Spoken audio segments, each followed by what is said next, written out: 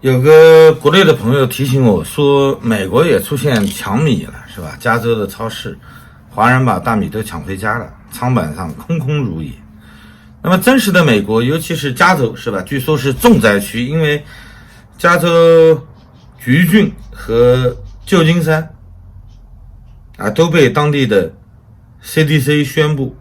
进入公共卫生紧急状态了。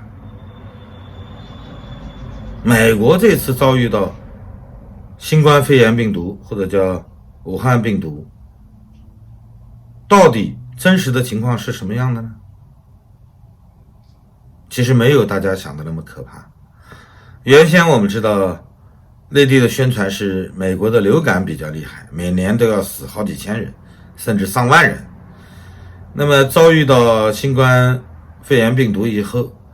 手足无措。真实的情况好像不是这样。首先，在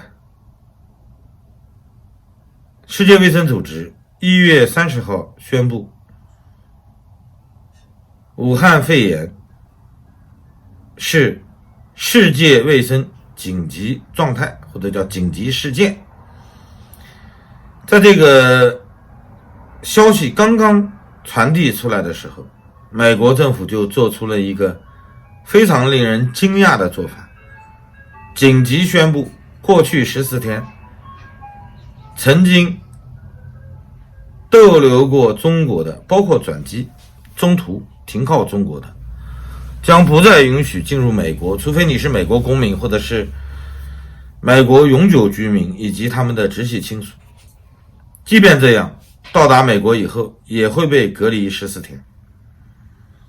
其实我们知道，美国的机场没有像我们想象的那么严格，因为现在美国除了已经发现的10几例病症，14还是15例，其他的由中国到达航班的这些乘客正在被密切观察中。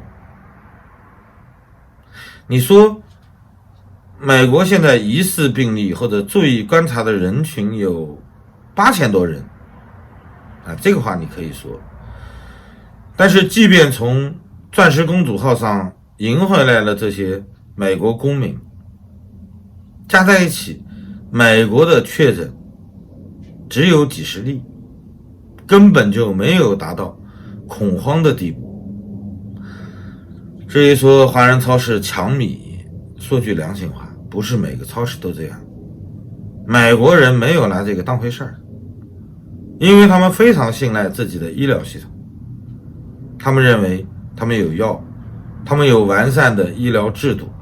在这个体系中，至少对待武汉肺炎还没有达到其他国家那么风声鹤唳的状态。我们知道有一点，美国是基本上是照抄了习胖的做法，他把副手彭斯任命为应对肺炎的指挥者。在国会我们看到有许多议员在提出质询，卫生部部长对答如流，国土安全部部长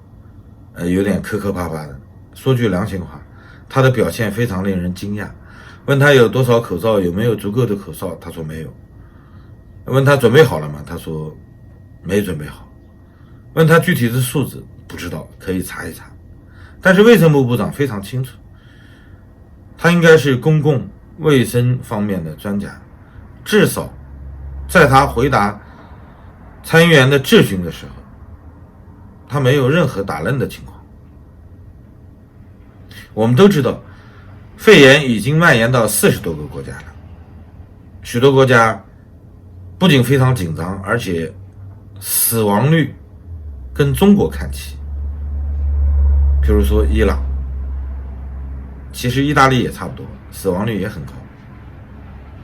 一来他们没有做好准备，二来他们被共军的宣传搞糊涂了，认为这个肺炎的死亡率并不高。其实最主要的还是他们的公共卫生系统不算非常良好。那么在美国，我们看到转运的过程中，不仅对人相对比较尊重，而且它采用了首次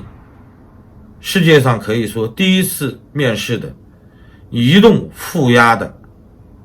这种转运舱，其实就是一个集装箱改建的，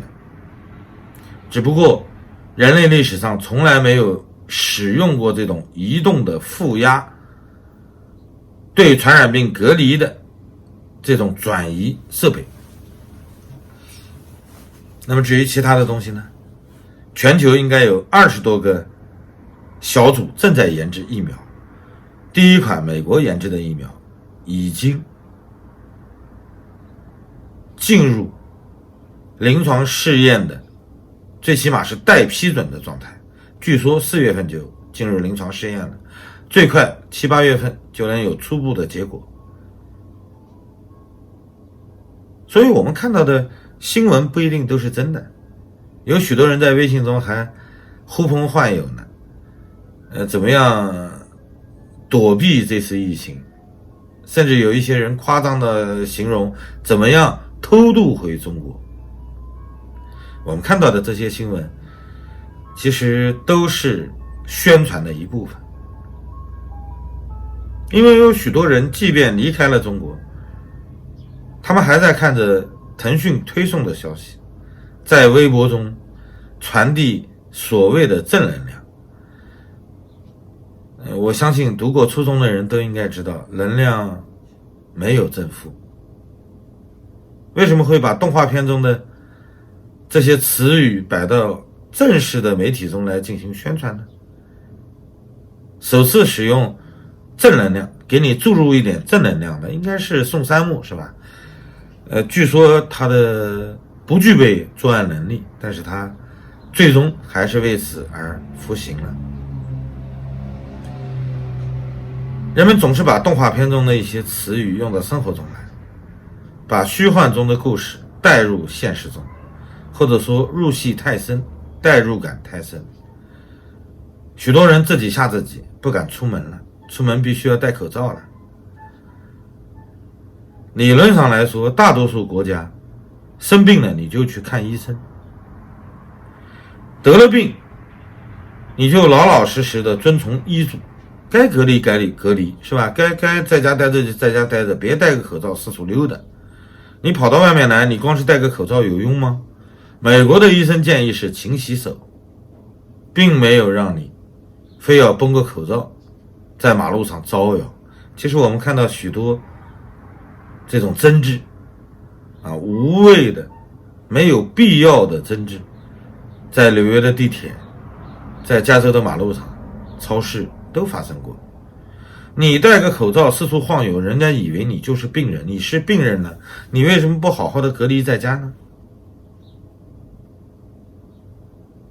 所以超市里出现说有2个仓板空了，就认为加州都在抢米了，美国人都在囤粮了，典型的是一种病，知道吧？因为我们看到内地有很多超市，尤其是武汉疫区中心的超市空空如也，让人们想起苏联崩溃前的场景，买什么东西都要排队，排几个小时。其实我们也看到了很多地方也开始排队了，排队之间要间隔1米，中国历史上可能从来没有出现类似的文明状态。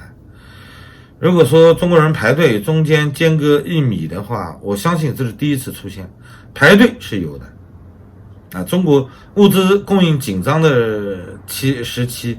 排队是经常性的事件，我小的时候都经历过。据说在日据时期，还有日本人拿个小棍子，你要插队他就拿棍子抽你，逼着你去养成良好的习惯。但是今天我们看到在加州被夸大的这种宣传，很多人拿它当真了，认为美国有很多病例正在爆发，那么大家都陷于恐慌之中。其实我真的想告诉大家，不要这样自己吓自己。个别华裔或者有一些群体在推波助澜，他们实际上并不是在诅吓美国人，而是在把这些信息通过二道贩子传回中国，再让正在被疫情煎熬着的人们有一点幸灾乐祸的感觉，找到一个亮点，是吧？全球40多个国家都爆发疫情了，很多国家都出现了案例。那么像伊朗这样死人死的这么多的比中国还不如。说句良心话，这是很不道德的。